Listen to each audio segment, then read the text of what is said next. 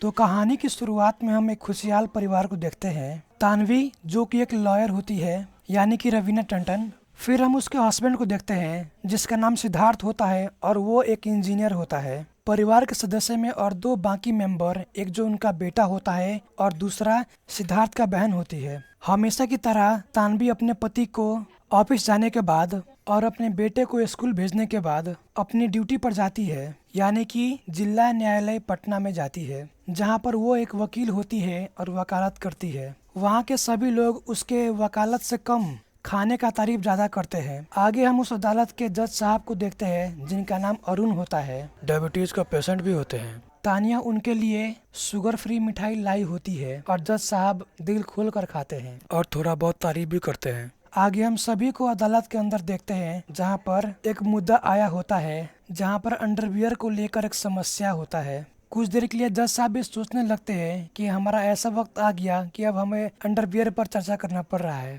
तानवी बताती है कि सर, मुद्दा अंडरवियर नहीं है, अंडरवियर की वजह से जो समस्या आया है वो समस्या है। आगे वकालत चलता है और अंत में तानवी जीत भी जाती है। तानवी घर पर जाकर अपने हस्बैंड को बताती है कि मैंने आज एक केस लड़ी और जीत भी गई, पर उसके हस्बैंड को ये बात से उतना फर्क नहीं पड़ता है। सिद्धार्थ कहता है कि मुझे तुम्हारे हाथ का पका हुआ पकवान खाने को मन है और ये भी बताता है कि यहाँ पर कुछ हमारे दोस्तों आने वाला है और उसके लिए भी खाना पकाना पड़ेगा। आगे हम सभी दोस्त को एक साथ बैठकर खाते हुए देखते हैं जिनका परिवार भी आया हुआ होता है। बातें करने के दौरान सिद्धार्थ अपने पत्नी का बस खाने का तारीफ करता है पर वकालत के बारे में कुछ नहीं कहता। उसके वजह से तानवी को थोड़ा तकलीफ हुआ होता है। अगली सुबह हम जेपी शर्मा को देखते हैं जो कि तानवी का पिताजी होते हैं और सभी बातें करने के बाद वहाँ से चले जाते हैं। अब सीन शिफ्ट होता है जिला न्यायालय पटना में, जहां पर हम बैचलर थर्ड ईयर का एक स्टूडेंट को देखते हैं जिसका नाम रिंकी होती है।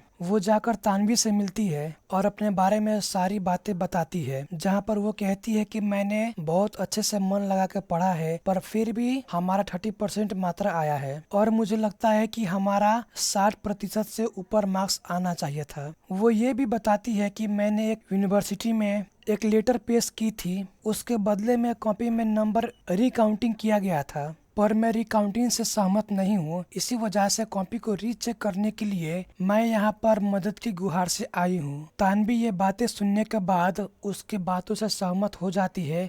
तानवी एक लीगल नोटिस बनाकर यूनिवर्सिटी में भेज देती है। आगे हम यूनिवर्सिटी में हर्ष सिन्हा को देखते हैं जो कि वाइस काउंसलर होता है और उनके हाथों में ये लीगल नोटिस आया हुआ होता है। नोटिस पढ़ने के बाद एक वकील से मिलता है जिसका नाम नीलकांत होता है। आगे हम सभी को अदालत के अंदर देखते हैं जहां पर सभी के बीच बातें चल रहा होता है। तानवी बताती है कि रिंकी का एग्जाम में जो नंबर आया है, रिंकी को लगता है कि मैं फेल नहीं हो सकती क्योंकि मैंने अच्छे से पढ़ाई की है, इसीलिए रिंकी अपना कॉपी को रीचेक करवाना चाहती है। आगे उन सभी में बहस होता है और अगली सुनवाई के लिए कहा जाता है। तानवी घर पर आने के बाद अच्छे से रिसर्च करती है, जहाँ पर वो इतनी बिजी हो जाती है कि अपने घर के सदस्य के लिए भी अच्छे से समय नहीं दे पाती। अगली सुनवाई में सभी लोग कोर्ट के अंदर हाजिर होते हैं, जहां पर नीलकांत रिंकी से कुछ सवाल पूछता है और वो थोड़ी बहुत घबरा जाती है और बाकी बातें आगे की तरफ बढ़ते जाता है, जहां पर इस दिन की आखिरी में कॉपी को रीचेक करने के लिए कहा जाता है पर वो वाइस काउंसलर के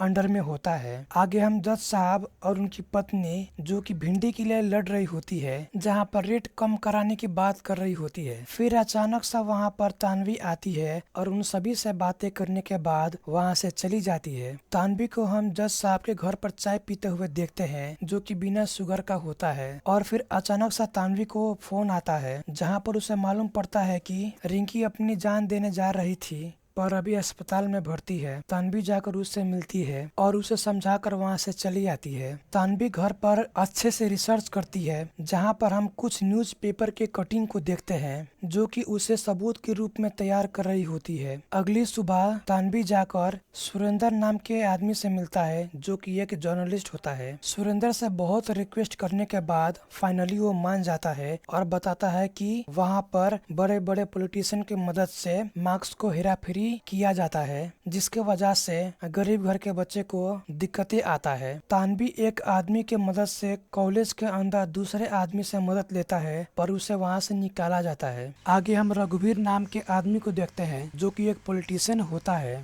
जहाँ पर तानवी उससे मिलने के लिए आई होती है और फिर दोनों बैठकर बातें करते हैं, जहाँ पर रघुवीर बताता है कि मैंने ही रिंकी का नंबर का उलटफेर किया है। ये सब सुनने के बाद तानवी को थोड़ा झटका लगता है। रघुवीर कहता है कि मैं उस लड़की का पूरा खर्चा उठाने के लिए तैयार हूँ, बस वो अपना केस वापस ले ले। ये सब सुनने के बाद तानवी वहाँ से चली जाती है। अगले दिन तानवी से मिलने के लिए रिंकी आई होती है और दोनों बातें करते हैं, जहाँ पर रिंकी कहती है कि मैंने आपके लिए कुछ पैसे ले आई हूँ जिससे हम आगे की तरफ लड़ सके। तो तानवी बताती है कि मैं जाकर रघुवीर से मिली जिसने तुम्हारा मार्क्स को इधर उधर किया है। फिर दोनों में आगे की तरफ बातचीत होता है और दोनों आगे की तरफ केस लड़ने के लिए तैयार होते हैं। रास्ते से जाते हुए वकील यानी कि नीलकांत से रघुवीर मिलता है और वो कहता है कि तुम अपना वकील का काम अच्छे से नहीं कर रहे हो। फिर उसे समझाकर वहाँ से चला जाता है। अगली सुनवाई में हम सभी को एक साथ बैठते हुए देखते हैं, जहाँ पर एक यूनिवर्सिटी के स्टाफ को पेश किया जाता है और वो बताता है कि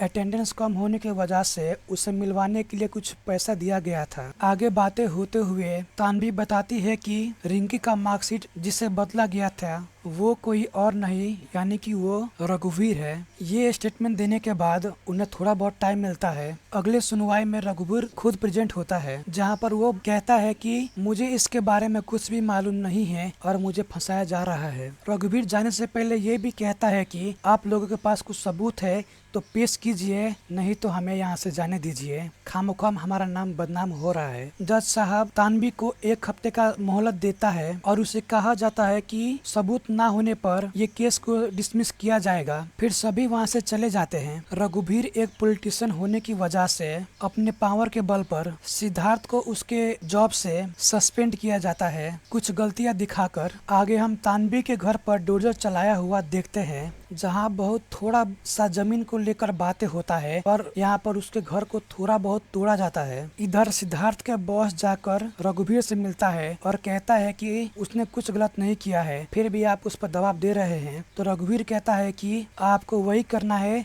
जो मैं बोल रहा हूँ। और ये सब बातें होने के बाद सिद्धार्थ के बॉस वहाँ से चले जाते हैं। सब परिवार घर में होते हैं और सिद्धार्थ को एक कॉल आता है। उसके बाद तानवी को मालूम पड़ता है कि मेरे हस्बैंड को सस्पेंड किया गया है, पर फिर भी सिद्धार्थ कहता है कि तुम अपनी जगह पर ठीक हो, तुम्हें कोई चिंता लेने का जरूरी नहीं है। अगले दिन हम तानवी को एक शादी में जाते हुए देखते हैं, जहाँ पर वो एक आदमी से मिलता है और बातें करने के बाद वो बताता है कि तुम जाकर सबिता यादव से मिलो, जिसको इसके बारे में काफी जानकारियां है। अगले दिन सुनवाई में हम सबिता यादव को देखते हैं, जहां पर वो बताती है कि ये सच है, मार्क्स का जो नंबर है हेर फेर किया गया है और हमने ये सब आंखों से देखा है। जहां पर नीलकांत बताता है कि तुम उस दिन वहां पर प्रेजेंट ही नहीं थी, वो तारीख पर तुम हॉस्पिटल में भर्ती थी, जिसके वजह से तुम झूठ बोल रही हो। जिसके वजह से वकील साहब कहते हैं कि अगली सुनवाई आने वाली शुक्रवार को होने वाला है और ये केस को यहीं पर रोका जाता है।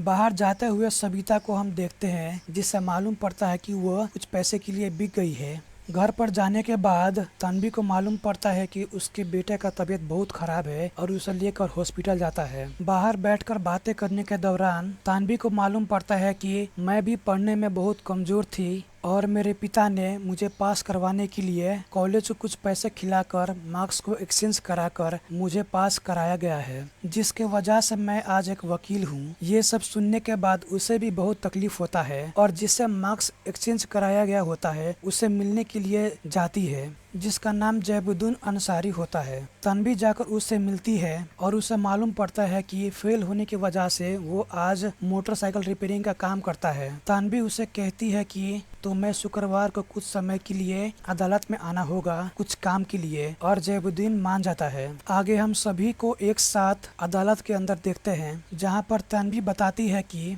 आज से 14 बरस पहले यही कॉलेज से जैबुद्दीन नाम के आदमी का मार्कशीट बदला गया था, जिसके वजह से वो आज ऑटो चलाता है और मोटरसाइकिल रिपेयरिंग का काम भी करता है, जो कि इस वकील में वकालत करने का डिजर्व करता है। जज साहब पूछते हैं कि वो कौन है जिससे उसका मार्कशीट बदला गया था, जहाँ पर तन्वी बताती है कि सर वो मैं ही हूँ, जो कि मेरे घर के गार्जियन ने किया था। तन्वी बताती है कि ये जैबुद्दीन के साथ हुआ है तो इस लड़की यानी कि रिंकी के साथ भी हो सकता है। इसके लिए आपसे रिक्वेस्ट करती हूँ कि आप एक बार अच्छे से रिसर्च करने के लिए परमिशन दे। और जज साहब परमिशन ग्रांटेड कर देते हैं, जहां पर रघुवीर केस को हार जाता है और रिंकी जो चाहती थी वो उसे मिल जाता है और तानवी को फिर से एग्जाम देने के लिए भी परमिशन मिल जाता है। उसके बाद ही वो वकालत कर सकती है और ये कहानी यहीं पर अंत होता है। आप सभी को बहुत बहुत धन्यवाद।